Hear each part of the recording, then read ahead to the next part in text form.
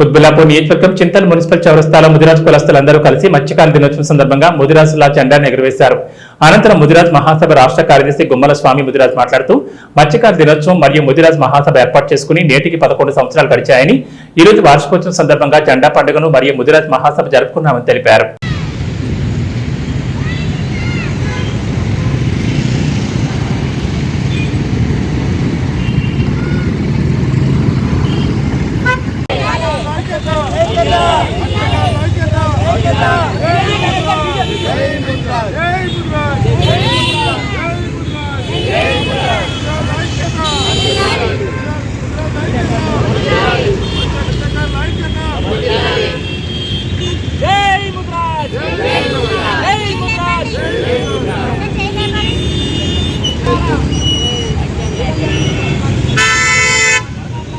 నడవను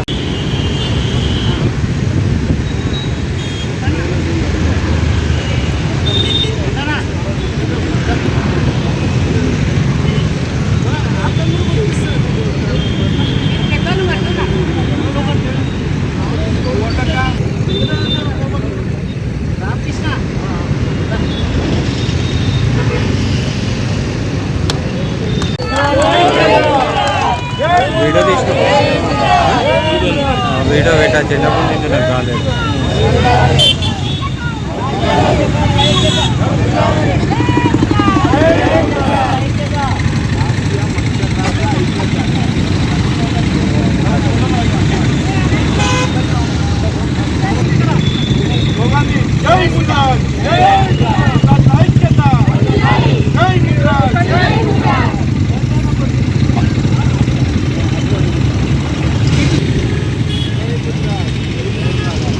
ముద్రాజ్ సంఘం సభ్యులమందరము ముద్రాజ్ సంఘం తరఫున అందరం ఏకమైనాం.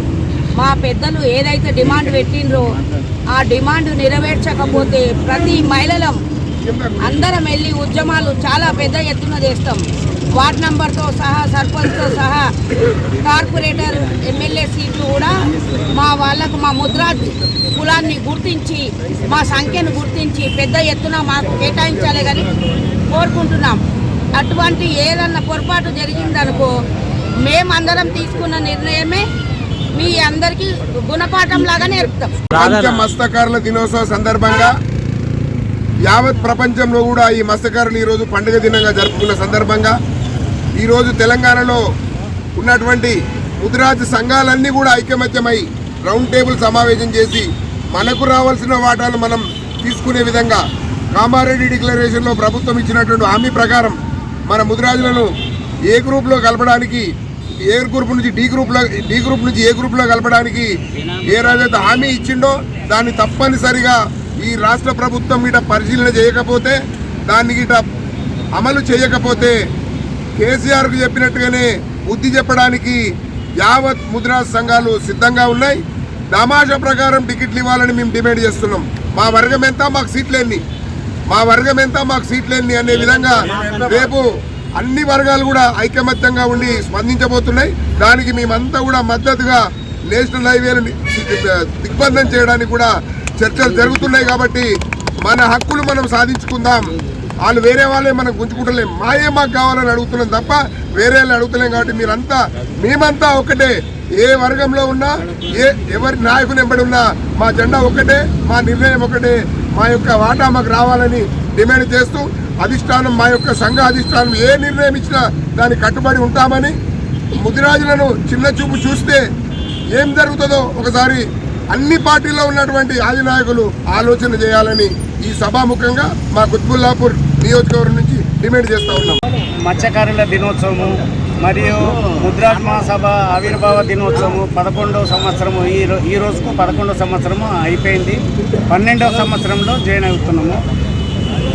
ఇంకోటి ఏంటంటే మనము ముద్రాజ్ మహాసభ నుంచి ఒక 5 ఎకరాల కోకపేటలో ల్యాండ్ తీసుకున్నది జరిగింది గత ప్రభుత్వంతో.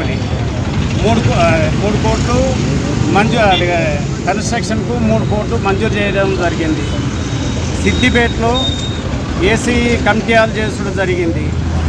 ఇంకోటి మన చేప పిల్లలను ఫ్రీగా ఇచ్చినట్టు ఊర్లకు అదొకటి మన ముద్రాజ్ మహాసభ నుంచి చేసుడైంది. కాకపోతే ఏంటంటే ఇప్పుడు మనం మెజార్టీ ప్రకారము మనకు ఏ స్థానాలు దొరుకుతలేవు. దాని గురించి ఇప్పుడు ఉన్న ప్రభుత్వానికి మనం అప్పీల్ చేసేది ఏంటంటే మనము మన జనాభా ప్రకారము మనకు మన సీట్లు కేటాయించాలని చెప్పి విన్నపం. ఇక అది కాకపోతే మా ఆలోచనలు డిఫరెంట్గా ఉంటాయి. ఉన్న గవర్నమెంట్ మాత్రం అది చేయాలి. ఈ ప్రభుత్వము అది చేప పిల్లలను పంపిణీ చేసుడు కూడా అంతా ఇది చేస్తారు. కొంతమందికి చేసి కొంత అంతనే పెండింగ్ పెట్టి ఇది చేస్తున్నారు. అది కూడా కంప్లీట్ చేయాలి. అది చేయకపోతే ఇంకా ప్రతిదీ మాకు ముద్రాజులను వెనక చిన్న చూపు చూస్తుంటే మేము ఆలోచించుకోవాల్సి వస్తుంది. మేము ఏంటిది మా కూడా మాకు మా మెజార్టీ ప్రకారం మాకు రిజర్వేషన్ దక్కాలి.